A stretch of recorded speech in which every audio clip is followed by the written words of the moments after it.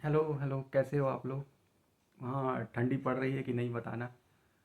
तो अभी सुना देहरादून में क्या हुआ? मतलब कोर्ट ने ऑर्डर निकाला कि वहाँ पे सर्वे होना है। उस ज़मीन पे, किसी ज़मीन पे सर्वे होना है जो फॉरेस्ट के अंदर आती है। तो उसमें जो इलीगल जितने भी घर बनाए होंगे उनको हटाने का ऑर्डर आया होगा।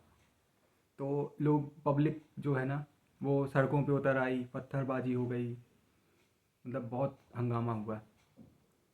तो मेरे को ना इससे अपना वाला इंसिडेंट याद आ गया कि हमने भी एक घर ख़रीदा था तकरीबन 2015 में।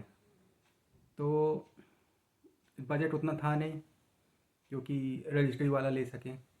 तो हमने क्या किया, हमने पहले क्या, अभी अभी भी वैसे ही चलता होगा, ये पट्टे वाला सिस्टम चलता है ना, याद होगा किसी को, पता होगा क्या होता है। पट्टा होता है, वो एक एक दूसरे के नाम पे ट्रांसफ़र होता रहता है।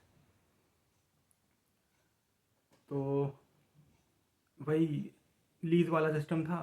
तो हमने ख़रीद लिया, ये कोई 5 लाख का। अच्छा, अच्छा बड़ा मकान मिल गया, मतलब ना 1500 स्क्वायर फीट का।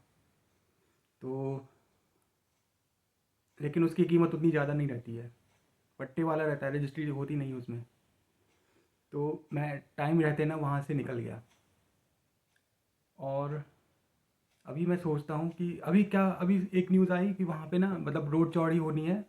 तो रोड चौड़ी होनी, तो जिसका घर बीच में आ रहा है, जिसके घर का कोई भी पार्ट बीच में आ रहा है, जैसे कि किचन हो गया, जैसे कि एक वो बेडरूम हो गया, जैसे कि कुछ भी हो, टॉयलेट भी हो गया, तो वो हटाते हुए जा रहे हैं ऐसे करके। तो कई लोग वहाँ पे सदमे में हैं क्योंकि ना उन्होंने कब्जा कर करके ना, मतलब रोड तक फैला लिया था अपना घर। खूब बनाए जा रहे, बनाए जा रहे। योजना निकली थी, कौन सी, आवास योजना।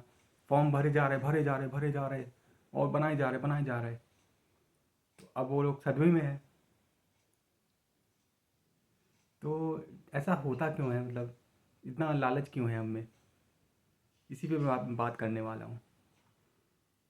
क्या होता है ना, मतलब ये हम जैसे गरीब लोग हैं, वो खरीद लेते हैं, ये टूटा फूटा या पुराना सा घर खरीद लेते हैं, और उसमें रहने में लग जाते हैं, बस जाते हैं।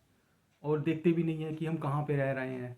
खाने पीने का कुछ ठिकाना रहता नहीं है, वही दाल रोटी चल रही होती है। न्यूट्रिशन का कुछ अता पता रहता नहीं है। पैदा कर लेते हैं, शादी कर लेते हैं, उसी में शादी भी कर लेंगे, पैदा भी कर लेंगे।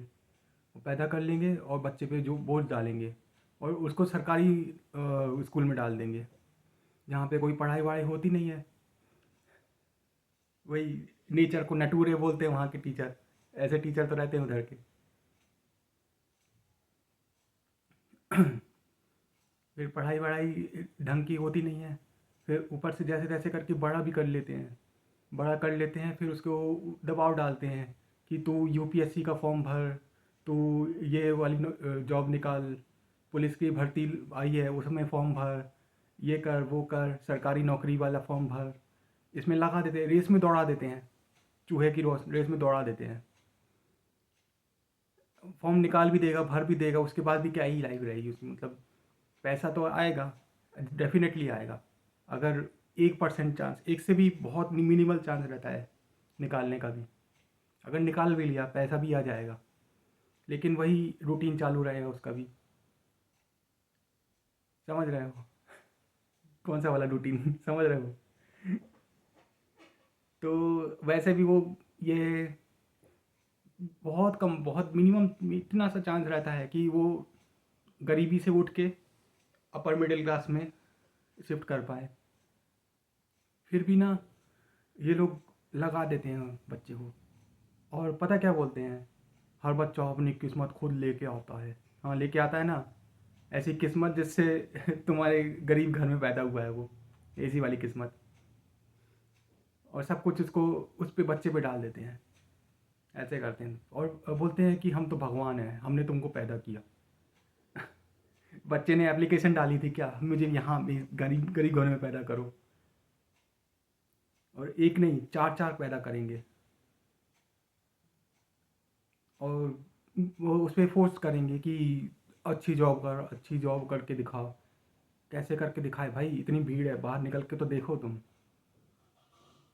एक पियोन की पोस्ट निकलती है ना, 1000 10,000 MBA वाले पहुंच जाते हैं, और 1 लाख PhD वाले पहुंच जाते हैं पियोन की पोस्ट में। और इसमें निकाल के दिखाओ तुम। ऐसे तो होते हैं हमारे यहाँ के। और कामयाब नहीं हो पाएगा ना, तो उसी को कोसेंगे, चाहे घर वाले हो गए, चाहे रिश्तेदार हो गए। ये घर वाले जो होते हैं ना, मतलब ये हमेशा ना रिश्तेदारों के लिए ही जीते हैं। रिश्तेदार जो बोलते हैं ना, वही अपने बच्चे को करने के लिए फोर्स करेंगे। मेरा बेटा इंजीनियर बनेगा, मेरा बेटा ये बनेगा, मेरा बेटा वो बनेगा, ऐसे ही करने लग जाते हैं। और लड़कियों का क्या है, उनको 12वीं तक जैसे तैसे पढ़ा लेंगे, उसके बाद ना ढूंढने लग जाएंगे रिश्ता। और अगर डिग्री भी दिलवाएंगे ना, तो इसलिए दिलवाएंगे क्योंकि नाम हो जाएगा कि हाँ, ये इसके पास डिग्री है, पढ़ी लिखी है, तो मतलब अपने बच्चे को भी पढ़ा सकती है। इसलिए क्या है ना, लड़के वाले जो है ना, इसीलिए ढूंढते हैं कि पढ़ी लिखी लड़की होनी चाहिए, क्योंकि अपने बच्चे को पढ़ा सके, होमवर्क करा सके। ये होता है। बाकी उनका ग्रोथ से कुछ लेना देना नहीं है। लड़के को रेस में दौड़ा देते हैं, और लड़की को उसी में ढकेल देते हैं।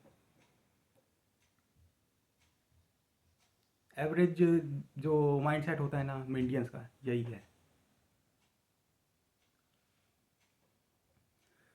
तो इस पे तुम लोग का क्या विचार है, कमेंट करना।